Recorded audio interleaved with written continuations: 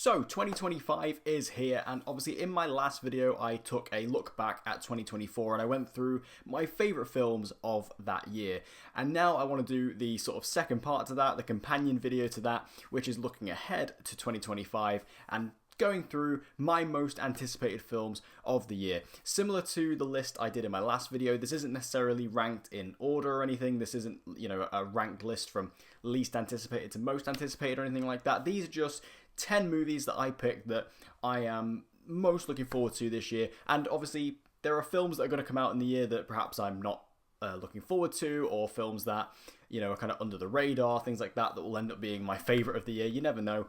But just looking ahead at the release calendar, what we have in 2025, these are the films that stood out most to me and the ones that I am most looking forward to. I will chuck out a few honourable mentions though before we start. First of all, I want to talk about Eddington, which is the new Ari Aster movie. Now, Ari Aster is one of those really strong sort of modern horror directors who really has a sense of vision. And even though I don't always 100% love all of Ari Aster's films, like I really like Hereditary, I love Midsommar, but I really didn't get on with Beau is Afraid. Eddington seems like a really interesting film that does play a little bit more to my tastes. If this is going to be what the rumour is, which is a sort of neo-western thriller with Joaquin Phoenix once again in the lead role, also starring Pedro Pascal and Austin Butler. That sounds really cool to me. Hopefully it's good. 28 Years Later is also looking really, really strong. I love the fact that Danny Boyle has come back to direct this and Garland is once again writing, and the cast they've assembled for this is really good.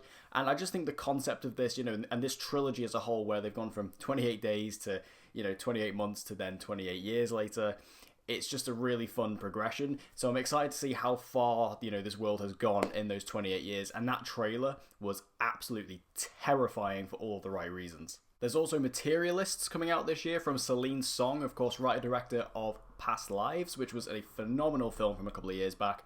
And for me, just the cast of this alone is amazing. This kind of rom-com drama starring Pedro Pascal once again, Chris Evans, and then Dakota Johnson in the middle of it all. I mean, we haven't seen any trailer yet. We don't really know much about it beyond that. We've seen a few set photos and things like that, but just that alone, that's all I really need to know. And the final honourable mention is Jurassic World Rebirth. Now, the Jurassic World franchise, the Jurassic Park franchise as a whole, is very up and down. It's very hit and miss, but it's one of those franchises you can't always bet against because you never know when you're going to get a strong entry. And the fact that this one was so fast-tracked into production by Universal is something to take note of. This is being written by David Koepp, who was the screenwriter of the first two Jurassic Park films, and this is also being directed by Gareth Edwards, who is a phenomenal director. He gave us The Creator a couple of years back. He also did the 2014 Godzilla movie. He's a really, really good director. I really like Gareth Edwards, and he has such a strong sense of scale. I think he's the perfect choice for a Jurassic movie, and the cast they've assembled is really good too. So I'm not like over the moon excited for this movie or anything like that, but as someone who actually quite enjoyed the Jurassic World trilogy, like I was probably one of the few people who actually liked Dominion. I thought it was quite fun. I'm looking forward to a new entry in this series, and if Gareth Edwards is directing it, I think we're in really safe hands. But let's dive into the 10 movies that I selected as my most anticipated of the year. First of all is Edgar Wright's The Running Man. Now, this is something that I am very much interested in because Edgar Wright is one of those directors who every time he brings out a film, I'm there for it, I'm seated, I'm excited. He's just a really strong director who I don't think has ever really made a bad movie. And him adapting Stephen King's The Running Man, I think is a interesting direction, not something I expected him to do, given the fact that Edgar Wright is so original in his ideas. I didn't really expect him to do an adaptation of a Stephen King novel, but The Running Man is an interesting concept, about this kind of reality game show that is deadly, I think is fun, and he also has brought Glenn Powell along for the ride, which, if you saw my last video, you know how I feel about Glenn Powell, so just the fact he's in it alone, that's enough for me. And I actually recently bought the book of The Running Man. I actually want to read it before the movie comes out because it sounds really intriguing to me, so I'm excited to read the book, and then I'm excited to watch the film, which doesn't come out until November, but still, I'm sure it'll be worth the wait, hopefully. Next up is James Gunn's Superman. Now, I did actually plan on doing a video on the trailer for Superman, but I just never got around to editing it, unfortunately, and then the moment was gone. But Superman, this is the true start to James Gunn's DC universe, and obviously I've spoke quite a bit about James Gunn and the DC universe on this channel already. You guys know how I'm kind of feeling sort of cautiously optimistic about this new universe. And when it comes to Superman, you know, this is the strongest start you can have, in my opinion. Like, I think James Gunn is doing the right thing by putting his best foot forward, coming out with a Superman movie that he has written and directed himself. I think is the best possible way you could have done it. And for me, I really liked the trailer. I thought it looked really good. Not perfect, like there are certain aspects of it that I think, you know, we're just having to wait and see, but for the most part, I think Corin Sweat looks really good in the role. I think the castings in general is really strong. The look of the movie, I think, looks really great. I love the kind of sort of modern, classic, futuristic thing they've got going on with it. That's kind of what I want. You know, I think how they've visualized Metropolis and the world of it is exactly how I would have done it myself. I just think that the movie does have that sense of hope. I just really personally hope that this film doesn't kind of fall over its own legs and, you know, doesn't try and run before it can walk. Like, let's just have a really good Superman movie that tells a good Superman story without worrying about, you know, the larger ramifications of the DC universe and the world at large. Let's just tell a good story. And if we can do that and it's a good movie and it's successful, we're at least a good start then for the DCU. Next up is Wake Up Dead Man, which is the third Knives Out film. Now, I was really disappointed with the second Knives Out movie, Glass Onion. That film just didn't work for me at all. I think the casting of it was completely wrong. I just don't think that Rian Johnson was able to recapture the magic of the original. That being said, my love for the original Knives Out is still so strong. I rewatched it a couple of months back. I still love it. I love it even more every time I watch it. And I can't withhold my excitement for the third movie because even though we know nothing about it really, the cast alone is so much better than the last one. Like, the first film has a cast that I don't think you'll never be able to replicate. Like, it was such a perfect mix of people that I've never been able to fully comprehensively describe. But this third film, you know, even just people like Kaylee Spaney, Josh O'Connor, Jeremy Renner, like this cast they've got already is so much stronger than what they had last time, which for me just didn't work at all. This new cast, I think it's going to be really strong. And the story, you know, I love the title of the film, Wake Up Dead Man. I think that's just a really awesome title, but we don't really know what the movie's about. I really hope that they can just really nail this and really deliver something strong and memorable and a good mystery and a good thriller that gives it... I don't think it will be as good as the first movie. Like, I don't think Rian Johnson will ever top that first movie. But if we can get a little bit at least close to that, I'll be happy. Next up is Ryan Coogler's Sinners. Now, Ryan Coogler is another one of those directors that every time he brings a film out, I'm always there for it. You know, I think Fruitvale Station was a really impactful movie for me when I first watched that. Creed, I love the Creed trilogy as a whole. Obviously, he only did the first one, but I think he did a great job with it. And obviously, he did the Black Panther movies, which are really good as well. Now, Sinners, this looks really exciting, like a really original concept of a supposed vampire thriller with Michael B. Jordan playing twin brothers and set during the sort of 1920s, seemingly, era. Now, this looks awesome to me as well. The trailer was awesome. I love the very dark, gritty style they're going with it. The setting alone is very interesting, and supposedly chucking vampires into that, I'm sure is going to be a blast. It's also got a really strong cast in it, like say Michael B. Jordan, who can do so many roles. He's so attainable as an actor, but him playing twin brothers in this is really cool. You've also got Haley Steinfeld in there. I think there's a really strong cast here, and I just personally think that this is a movie that is very much up Ryan Coogler's alley. You know, I think this is something he's going to be able to play with really, really well.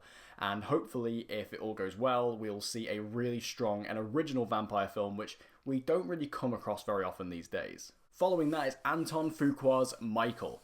Now, very rarely do I have a musical biopic on my most anticipated list of the year, but I'm going to put Michael on here because I'm a huge Michael Jackson fan. Like, I grew up with Michael Jackson. As someone who kind of came from a dancing background, Michael Jackson was certainly one of my inspirations in that regard. I think that as a performer, you know, purely as a performer, he is one of the best to have ever done it. And Michael, you know, we've still not seen a trailer for it yet. We don't know how the movie looks necessarily, but they've cast Michael Jackson's nephew to play him, who looked identical to him when he was younger, and can also do the same dance moves and the same routines and everything like that. So they've kind of got the casting absolutely spot on. How good he is as an actor, we don't really know, but at least in regards to portraying Michael, I think he's going to really embody his uncle in a really compelling way. Anton Fuqua directing, certainly not a film I would expect him to do. Like, this is certainly out of his wheelhouse, but he's a very good director. I like Anton Fuqua a lot. Like, all of his movies I think are really enjoyable. So him taking on a musical biopic, I think it will work. And, you know, hopefully with this film being completely backed by the Jackson estate. I'm sure we're going to get so many great musical numbers throughout. Obviously, there is the question of, how deep into the Michael Jackson story they're going to go. I think I've already answered that by saying that this is being funded and backed by the Jackson estate, so it's certainly probably not going to go into the nitty-gritty of it, but I personally think this is going to be a really sort of uplifting, fun, kind of crowd-pleasing biopic. I think this is going to be something along the lines of Bohemian Rhapsody. And I know when you say that, a lot of people are going to back off and go, whoa, Bohemian Rhapsody was terrible. I personally think Bohemian Rhapsody was a good crowd-pleaser. It's not an amazing movie, but it's a good crowd-pleasing, fun movie that I think you can watch and enjoy. And I think Jackson, the Michael movie, is going to go down the same sort of route. Again, I'm interested to see how far into the backstory of Michael Jackson they're going to go, but I personally think it's going to be pretty sugar-coated. But I personally don't mind that, just because I think it's going to make for a fun movie. Following that is Bong Joon-ho's Mickey 17. Now, what more do I need to say? It's Bong Joon-ho. Bong Joon-ho is one of those directors who, as I've said many times on this list already, brings out a new film, I'm there for it. He's one of the best directors we have working today, and this is his follow-up film from his Best Picture win a few years ago with Parasite, so there's a lot of pressure on him with this film, and this is also his only second fully English language movie. Obviously, his only one previous to this was Snowpiercer, so he's going back to English language for this, which I think makes sense. I think after Parasite, he got so much more eyes on him. I think perhaps maybe he wants to, make a film that speaks to the wider audience a bit more, and therefore we're going with this kind of weird sci-fi film, which looks crazy. I remember when the trailer came out, I was really surprised because the movie seems a lot more comedic than I was expecting. I kind of thought the movie was going to be, based on that first photo we got and based on what I knew of the novel, I kind of thought that it was going to be a bit serious and, a bit more sort of focused, I guess. But the trailer itself presents the film as almost like a dark comedy, which, to be fair, Bong Joon-ho is really good at. He's really good at dark comedy. Even if you look at his earliest film, Barking Dogs Never Bite, that's a really darkly comic movie. The subject matter of that film is really dark, but the script is so funny. And I think Mickey 17 is going to go down a similar route. We've also got Robert Pattinson, kind of similar to Michael B. Jordan. He's playing twins, technically, in this film, which, awesome. Robert Pattinson can do anything you throw at him. He loves weird roles, and this is certainly a weird one. You've also got Stephen Yeun, Mark Ruffalo, Toni Collette. It's a really strong cast. I think this is going to be a really strong, really compelling film. I'm really looking forward to it. Where this sort of ranks among Bong Joon-ho's other movies, we'll have to wait and see, but so far I'm really impressed and I'm really excited. Next up is Fantastic Four: First Steps. Now, we've got 3 MCU movies coming out next year, and I'm personally looking forward to all of them. I think Captain America: Brave New World, despite all the behind-the-scenes drama of that movie, I'm hoping will come out well. Thunderbolts, I think, is going to be quite good. But if I had to pick one MCU movie to be excited about this year, it's definitely Fantastic Four. I mean, I think everyone can get behind that, We've been waiting and waiting years and years and years for the Marvel Studios to get their hands on the Fantastic Four and get the rights back, and now it's finally happening. And then it was such a long process to get this movie. But everything we've heard about it so far, I think, is building up to be the definitive adaptation of the Fantastic Four that we've had so far.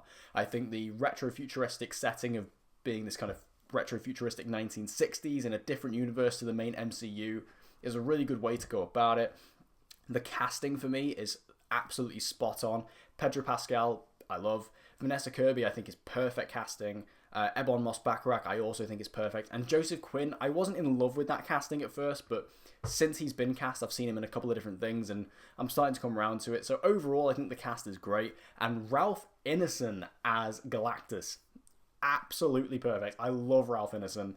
Loved him all the way since back in The Office UK. I just think he's so delightful as an actor, and he's got such a presence and a voice to him that is perfect for Galactus. So for me, Fantastic Four, still waiting on a trailer. I'm not going to jump straight into it. I still want to see a trailer for it first. I know there's leaked footage and stuff that I have seen snippets of here and there, but I just need to see a full trailer so I can fully kind of get excited and get on board with this movie. But even without the trailer, I'm personally already really excited for this. Next up is Joseph Kosinski's F1. Now, this movie, I will admit, is purely on this list from borrowed trust of Joseph Kosinski. Top Gun Maverick, which he directed previously, was my favourite film of 2022, and became one of my favorite films of all time. If you look at my Letterboxd, it's in my top 4 favorites of all time. I adore Top Gun Maverick. So whatever Joseph Kosinski wanted to do next, I was looking forward to it. And him doing an F1 movie, like, I'm personally not like a fan of F1. I don't follow F1. My girlfriend and her family does, but I personally don't. But regardless of that, I'm excited for this movie just because it's Joseph Kosinski, and also the fact that he's kind of taking what he did on Top Gun Maverick but applying it to race cars, especially as someone who, even though I'm not an F1 fan, I love race cars and I love racing movies. So him kind of adapting that technology and that filming quality he brought to Top Gun Maverick with fighter jets, applying that to race cars, I think this is going to be an excellent experience. Absolutely amazing. And even though I don't have the personal connection to this as I did with like the original Top Gun, for example, hopefully that this film will give us compelling characters that we can actually get behind. We've got Brad Pitt in the lead role and also Damson Idris in the supporting role. And I just think this is going to be a technically incredibly well-made movie. How it actually fares in terms of the story and the characters is a wait and see. Like, the trailer didn't really give us much on that. But I'm just looking forward to this because I hope it delivers a really satisfying theatrical experience. And I think Joseph Kosinski has really kind of found his niche within the industry here, because I think before Top Gun Maverick was one of those directors who was kind of hit and miss, didn't quite know what sort of films he could make. And for me personally, I wasn't even that big of a fan of Joseph Kosinski before Top Gun Maverick, but after Maverick, give this man all the money, do what he wants to do, I want to see it. Nearly done, but next up is James Cameron's Avatar: Fire and Ash. I mean, I love Avatar. I really do. I was always a defender of the original Avatar. Like, I always thought that movie was quite good. Then Way of Water came out a couple of years ago, and I loved that movie. Absolutely loved Way of Water. I think it topped the first movie in every way, shape, and form. Just a brilliant film through and through. So, Fire and Ash, the fact we haven't had to wait 14 years for this one is really nice. And I'm really liking the concept, them kind of going to this new part of Pandora where we're going to be dealing with the fire people, the Ash tribe of the Na'vi. I think that's great. And I think visually, we've seen like concept art of it and stuff. I think it looks really cool and exciting and different. I do hope that this film doesn't become formulaic. Like, I really don't want this, the Avatar franchise to every movie be, oh, let's go to a new part of Pandora to meet a new tribe, because that is what The Way of Water was. I do hope that this one perhaps does have a different aspect to it that separates it from the previous film. But either way, like the idea of the Ash tribe sounds really interesting. And these films are just pure blockbuster cinematic spectacle, and I just love them for it. And even on a character level, especially in that last movie, I really got invested in this family and these characters. I think they are really awesome, and especially the that feud between Jake Sully and Miles Quaritch is so intense, especially by the end of that second movie. I'm just really excited to see where they go with it.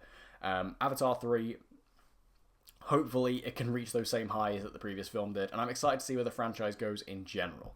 But last, but certainly not least, and I will say this is my most anticipated movie of the year. If you know me, this isn't a shock at all. Mission Impossible: The Final Reckoning. Oh, Tom Cruise. I love Tom Cruise. Mr. Movies, I am here for him.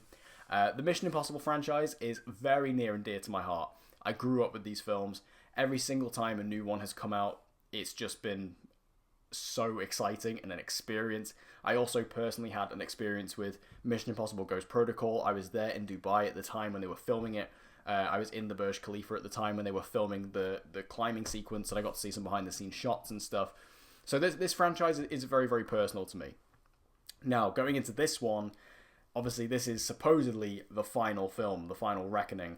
I think this is going to be an emotional ride for me. I don't know if I'm going to make it. I don't know. I mean, it's just, I love these movies. I love these characters. I think this team that they've assembled throughout, especially like the last sort of 4 to 5 films, have been just really reaching into my heartstrings. The fact that they killed off Rebecca Ferguson in the last movie was heartbreaking.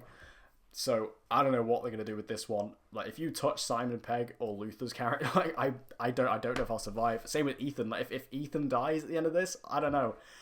But theories and speculation aside, the trailer was perfect. Absolutely amazing. The one thing I have to point out specifically is the color grading of the movie. It looks beautiful. I was expecting the film to maybe have a more of a darker color tone and kind of maybe go a bit more darker in terms of its shadows, but it's actually a really bright and colourful film, which I really like to see. The action looks phenomenal. You know, we've got that plane sequence, which we've seen for a couple of years now since they filmed it. Obviously, this movie's been kind of back and forth for a while, but that looks amazing. Christopher McQuarrie coming back to deliver this final film. He's by far the best director that this franchise has ever had. And the fact he's stuck with it for 4 movies now, I think, says a lot. I just think that this film, it needs to land. It really needs to land, and I think it will. I hope it will. And box office wise, I really hope that this film delivers as well, because the last film, unfortunately, was a bit of a disappointment box office wise. But if this is being marketed as the final film, hopefully this will bring people out to see Ethan Hunt's final mission. And I just hope that this franchise ends on a strong point. I really do. I really, really do. I don't know if they'll ever be able to reach the highs of like Mission Impossible Fallout ever again. But if the Final Reckoning can at least give us a satisfying conclusion, a strong mission, and really good action scenes, and a compelling ending, I don't really know what more I can ask for. But there you have it. There are my most anticipated films of 2025. Make sure to let me know your thoughts in the comment section down below. How are you feeling about these films? Which films are you looking forward to? Whatever you think, let me know in the comment section down below. And if you want to see more content, make sure you subscribe and hit that notification bell so you don't miss any uploads from me. And hope to see you guys again next time.